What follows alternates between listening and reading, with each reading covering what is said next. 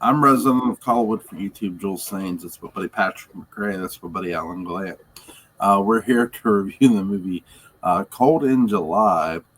Yeah, this looks like an '80s movie, and all from the costume designs to the haircuts. The music. It looks like the '80s through the music. Mm-hmm. Yeah, the all of that synth stuff going on. Yeah. You guys are right. Anthony Michael Hall's haircut is not the best looking thing in this movie. It's Michael C. Hall. Yeah, Michael C. Hall.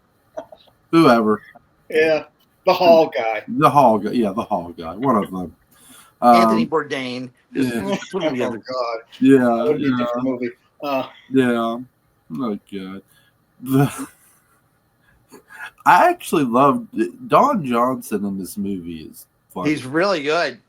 He's one of the better actors of his generation. He really transitioned into older guy too, and an older guy that's been like run over by a tank by life, kind of thing. He's done a really good job with that, both playing heroes and villains in the last 20 years.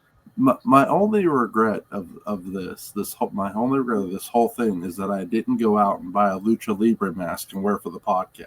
That's all. But yeah, that's my God.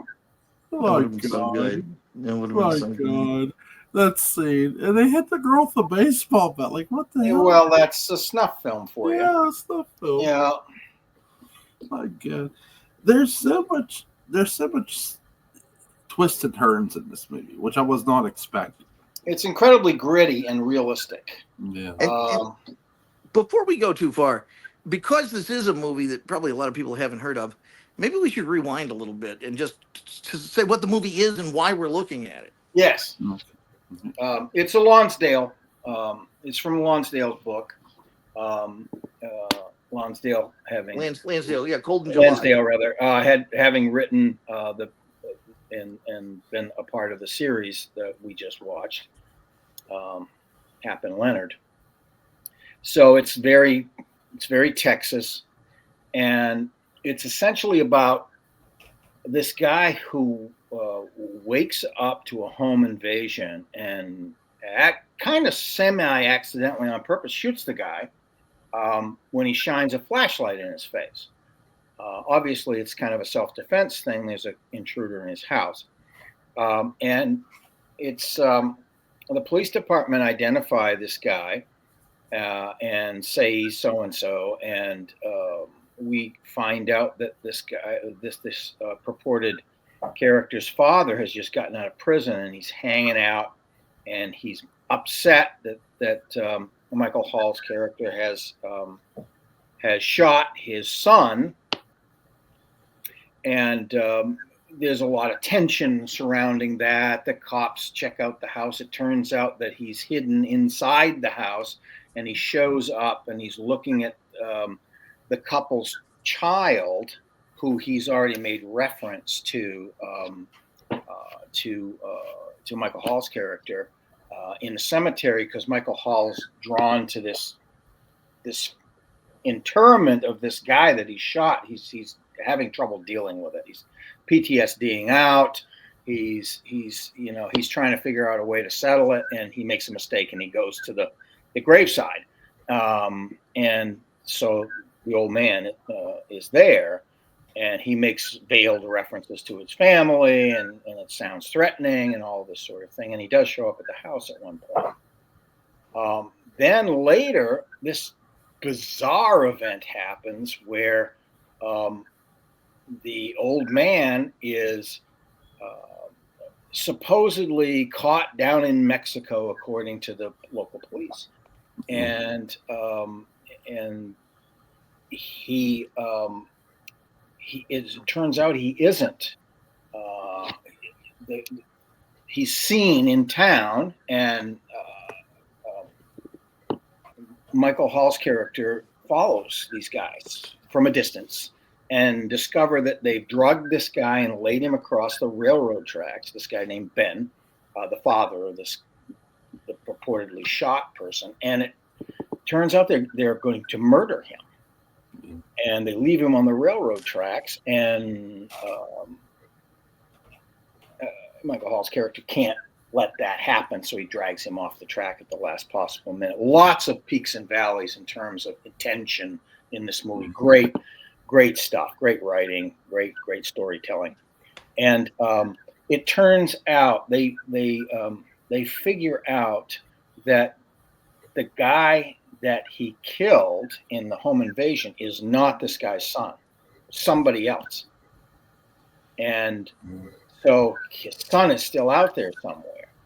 They figure out that the son is in a witness protection program and he's supplying all of this stuff, but he's also a really bad person, an incredibly bad person. So they go looking after him and they discover that he's making snuff films with these other bad guys, you know.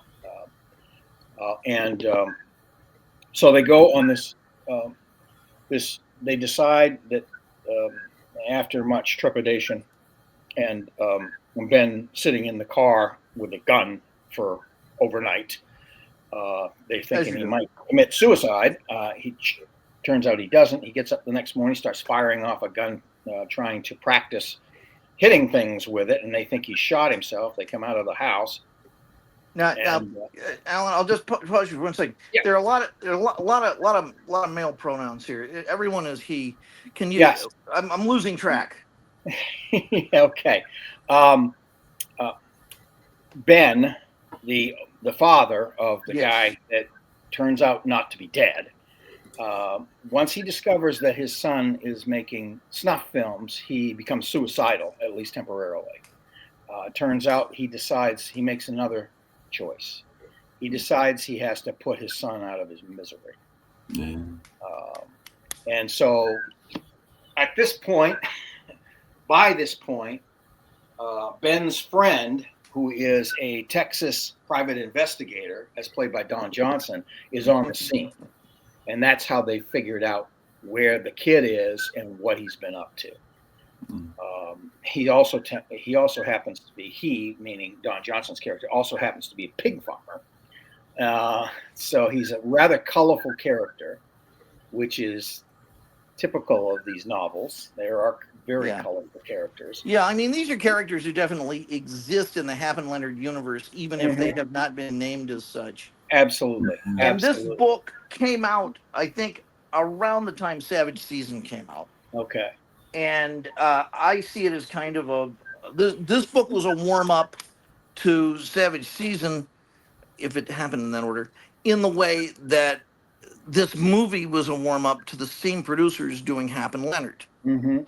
Mm-hmm. The difference here, I find, is that these characters don't really get a satisfactory ending of any kind. The mystery is solved. The son is put out of his misery. Michael Hall's character goes home to his wife and child. They're not comrades who are going to. So there is some resolution, but it's uneasy. It's unsettled, especially since Ben has died and has been left in this snuff film house to burn up, so that there's no evidence that any of this happened, or attempt at that anyway. And they're all shot up. So the private detective and Michael Hall's character and Don Johnson's character kind of stagger off and into the sunset, so to speak, and eventually Michael Hall's character goes home to his wife and his child, and they are none the wiser. They think he's just been off to Houston trying to get a shop maybe established there, since he's a framer. He frames pictures, and that's Don Johnson's character calls him that throughout calls him framer. These characters are interesting. Michael Hall is a really fine actor. He's a stage actor as well. He's a really fine actor. Obviously, he's a fine actor in a whole galaxy of them in this particular movie. Because it was the last major role for a man who, in my opinion, was a questionable playwright. But He's not David Mamet. Oh, yeah. But one hell of an actor. Yes. Yeah. Yes. As one of our nation's greatest playwrights. Yes, Sam Shepard. I'm not fond of. He's a hell of an actor. Yeah, he was also in a musical group in the '60s. Was he? Yeah, he was. Now I gotta pull the name up a little bit because he was in the Ink Spots. It's very confused. Yeah, right. Very confused. Until they said you can't do that. He had a tan until autumn came around, and everyone said we got to rethink this. I gotta say that I find 3 or 4 of his plays really good, and the rest of it I can take or leave. So he's got a canon of plays that I really enjoy. Buried Child, for instance, True West. I like those plays. They're not. He's working out a lot of stuff with his father and all of that stuff. That's all been discussed. I'm okay with Buried Child. True West is a play that is beloved by male actors who either had the fun of doing those scenes in class, because they're a lot of fun to do. They are fun to do. Or want to have the fun of doing those scenes in class. But if you're not an actor, and if you don't have an affinity for toast, it gets tiresome. It gets tiresome very quickly. Yeah, you really have to. I think you have to tightrope walk that as an actor, and I think that's why a lot of actors like it, because it's really challenging. I can see that. To pull it off is challenging. I'm a Mamet guy. Shepard, of course, he moved to New York City fairly early on in his life, in 1963. Yeah. He was a busboy at the Village Gate in the Village, in the East Village. The head waiter, Ralph Cook, founded the experimental stage company Theater Genesis, which got him involved in writing and acting. It was at St. Mark's. And that was when he wrote Rock Garden and Cowboys. And he adopted, Sam Shepard is actually his professional name. He was born Samuel Shepard Rogers III. So he was, and equally macho cowboy-esque name. Of course, that's part of the whole hilarious. reason. He would run from one to the other. Yeah. I'm trying to find because he was in, oh God, I can't remember the name of it. Holy Motor Rounders. He was a drummer. Okay. And he was actually, he's on 2 of their albums. So there's actual recorded record of his drumming with the Holy Motor Rounders. Sometimes I get him confused with Peter Coyote, but Peter Coyote was on the West Coast, and he was a member of the Diggers in San Francisco, and was big into the original hippie scene and all of that sort of thing. I have an embarrassing number of books on tape read by Peter Coyote, but I will not fess up to it. Okay, I won't.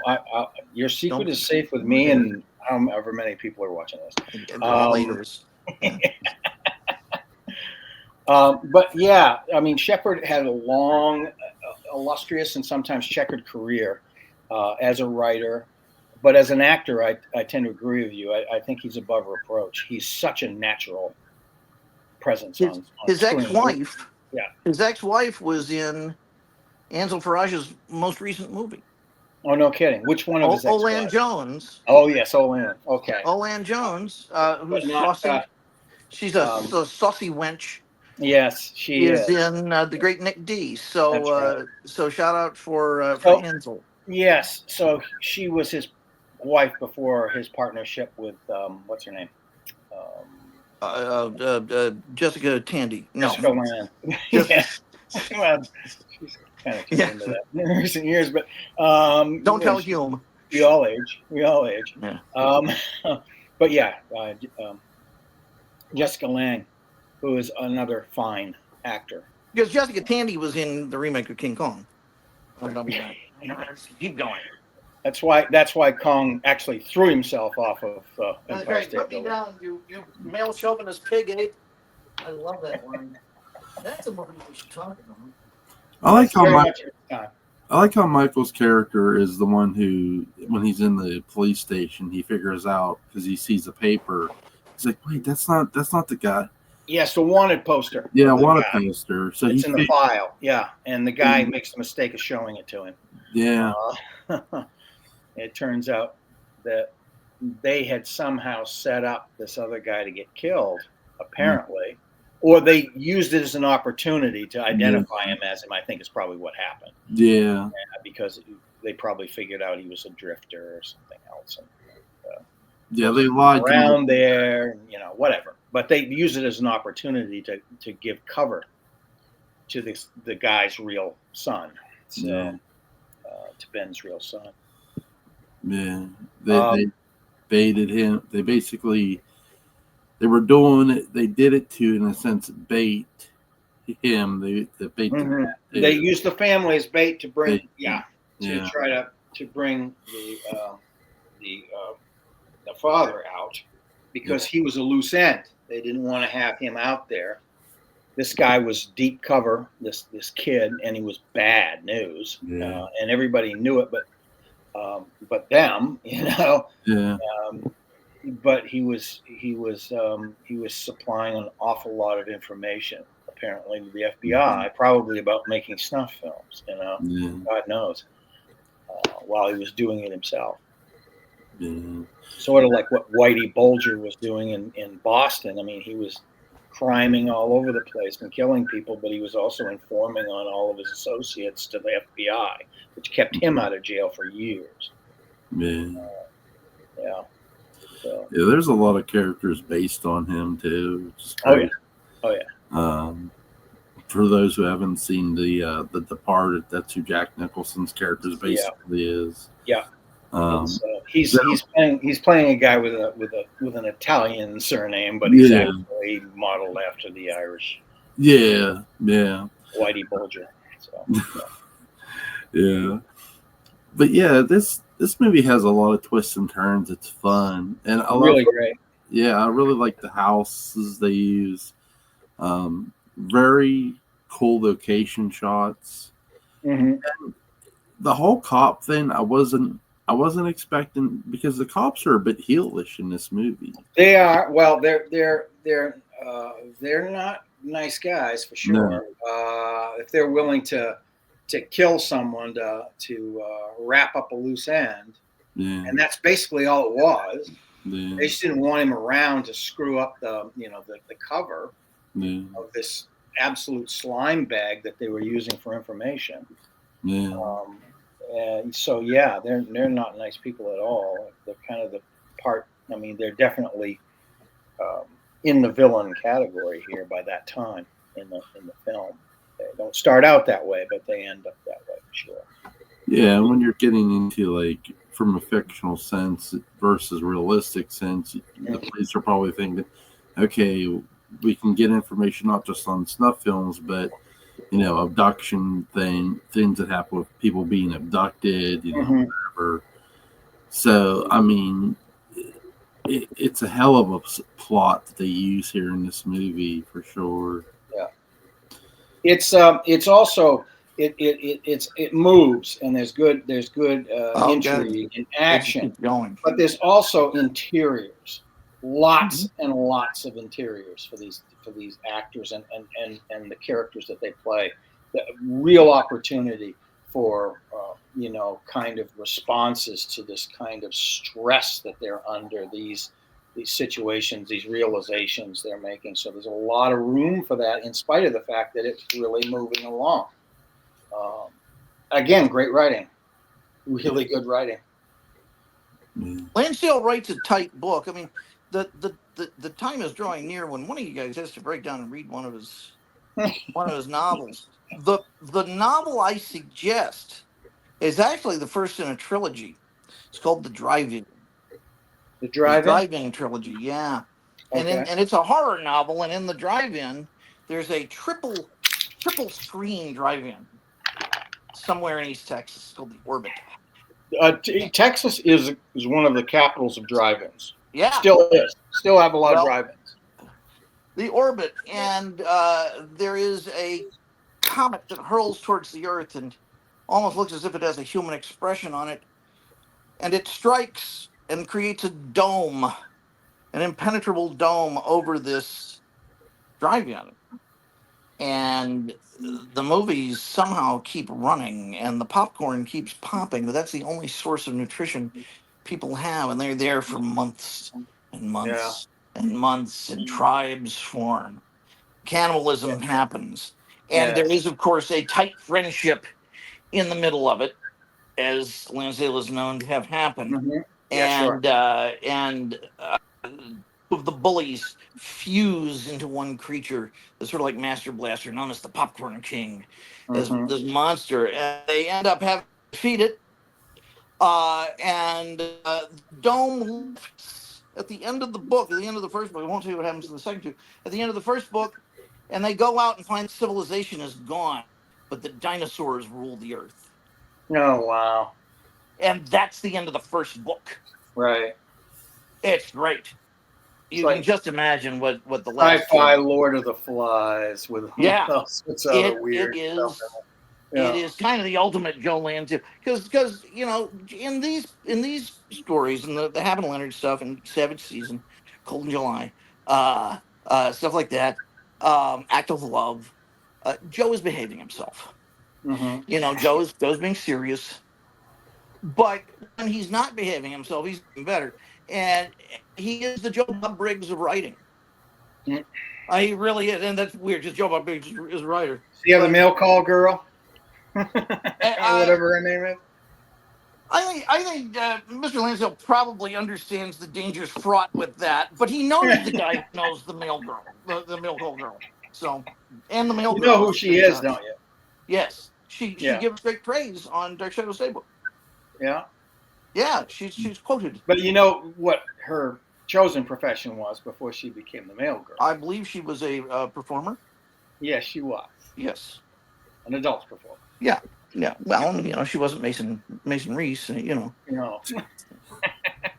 Yeah, I hope Mason Reese wasn't doing it. Borgish Mord.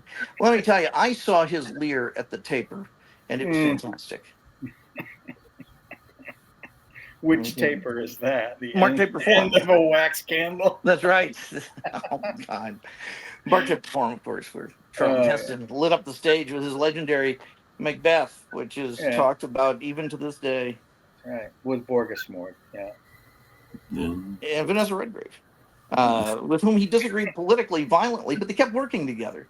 Yes. It was great. They were the Klaus Kinski and Werner Herzog of politics. Yeah, really. Always looking confused when confronted with each other's eye contact. But they loved each other. That was the weird part. They just kept working. They were crazy about each other. So there you go. Dig your way out of that one. Try and connect that one back to the movie. Oh my God. See you later. Well, here's the thing, guys. The fact you guys tell me about this porn video in this movie, and the guy's wearing a lucha libre mask. So I'm thinking, okay, I'm going to watch this movie just to see if this goes down. And yeah, it does. So I give you props. Let me tell you something. I never joke about my work, 007. Yeah. I'm not going to joke about adult entertainment involving a lucha libre mask. That's serious business. Well, I mean, here's the thing. There are people who, when you look at a map, Texas and Mexico aren't that far apart, and there are many lucha libre wrestlers who live in California, Texas. Sure, because it's near Mexico, where a lot of them come from originally. They're joined by the Gulf of America. Yeah. Big time wrestling. But yeah, and in Mexico, wearing the mask is a tradition. So it's passed down through family members who go into wrestling, et cetera, et cetera, et cetera. Yes, total culture there. It is, it's absolutely culture there. But in this movie here, there's no wrestling involved. There's just porn and some murder, and it's all insanity. It is in a purer form here. No. Man, Sam in this movie has been holy hell. The guy gets put through a lot. I mean, I know Michael's character does too, but I felt sorry for Ben by the end of this movie. Yeah, well, Ben's had a harder life. Too. Yeah, He's had a really hard life. Whether it's his own fault or not, or a combination, doesn't matter. It's all over his face. And but I also think too, before the end of this movie, he ultimately accepts what may happen to him. Yeah, he gets redemption. It's not a particularly uplifting ending for but it is a they get the job done. Yes. Yeah. They get the job done. Yeah. And even though Don Johnson's character isn't in half this movie, like when he finally does show up, he steals a lot of this movie. Oh, they give him great scenes. Yeah. Like, oh, finally. Yeah. It's like he's so on, I mean, in this film. Plus, they give him like a Nash Bridges car a la Texas. Yeah. And so he makes a hell of an entrance. Yeah, he does. He makes one hell of an entrance in this movie. It's good in a fight. Yeah. Obviously. They mess up his hat. He gets mad about it. Yeah. God damn. There's so many cool scenes in this movie, but what's some of you guys' favorite scenes? Really, anytime violence breaks out in this movie, it is exquisitely choreographed. Mm-hmm. It really matters. It happens quickly. It happens surprisingly. It is a character in the film. It's not like regular violence in other movies. I mean, it is designed with such intelligence and pulled off with a lot of pop. I never see anything coming. It's always a surprise every time I watch it. Yeah. Every time that one of those Mexican dudes showed up in a doorway, it was like, what? Yeah. And they didn't see it coming either. So no, they didn't. Yeah, very true. Good for you. Yeah, the dryer.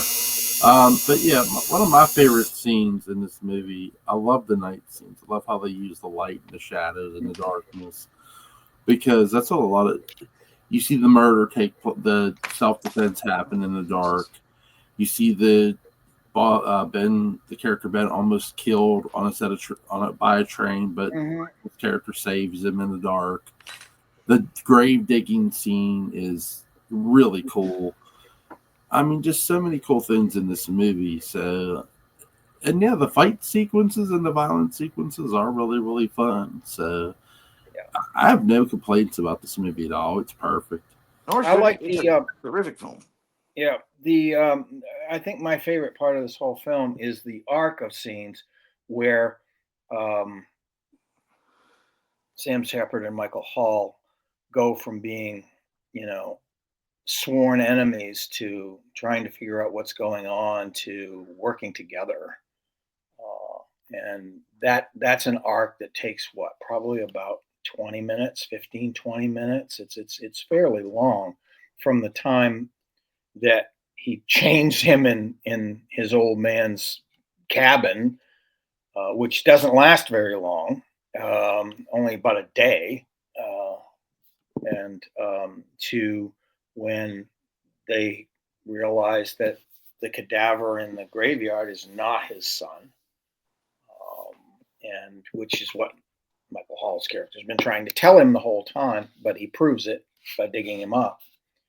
And you find out that it is a conspiracy. The guy's had all of his teeth pulled out, and he's had his fingers chopped off, so they can't be identified, or the tips of his fingers. Years before death. Yeah. That's how tough he was. Yeah. And that kind of seals the deal.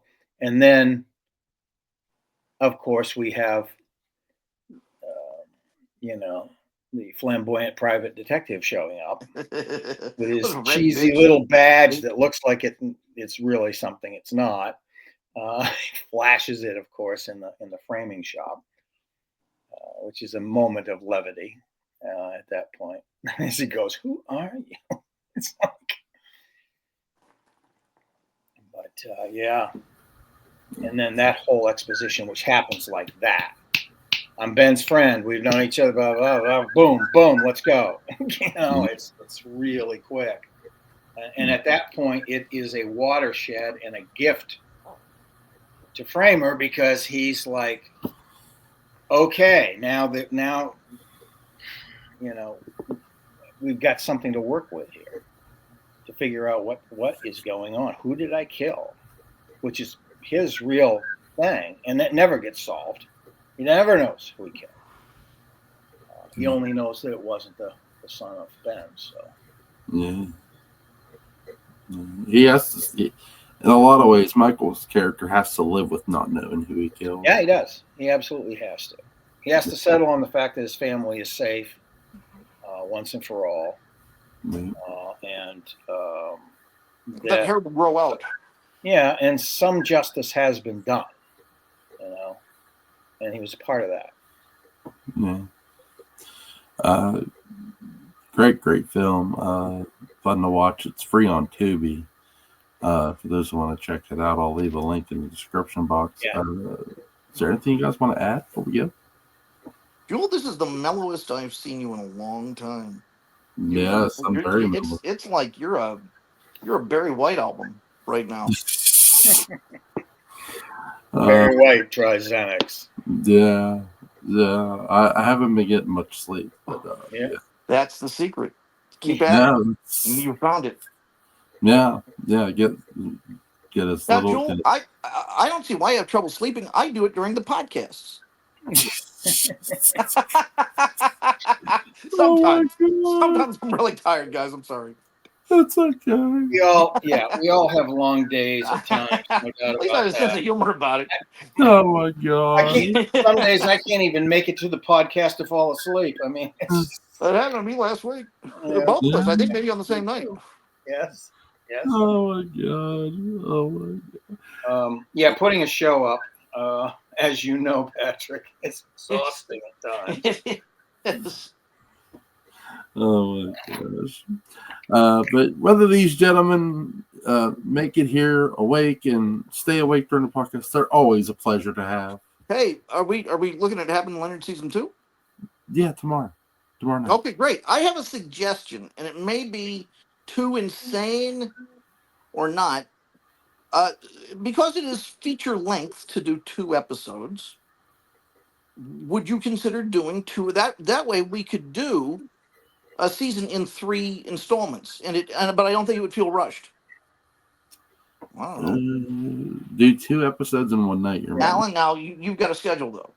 I do, but during the shows, I'm only on call, so I'll probably have time to watch it in my office.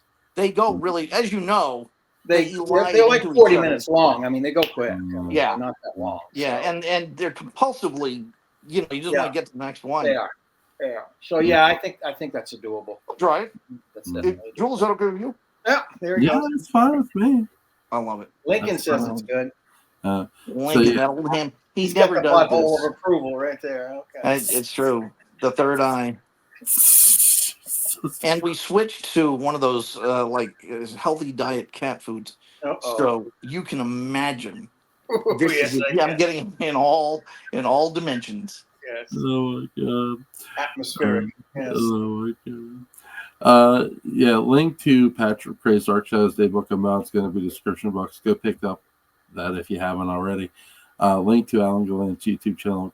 Collinsport After Dark will be in the description box. You guys have a great night. Be safe. You'll take care. Get some sleep, man.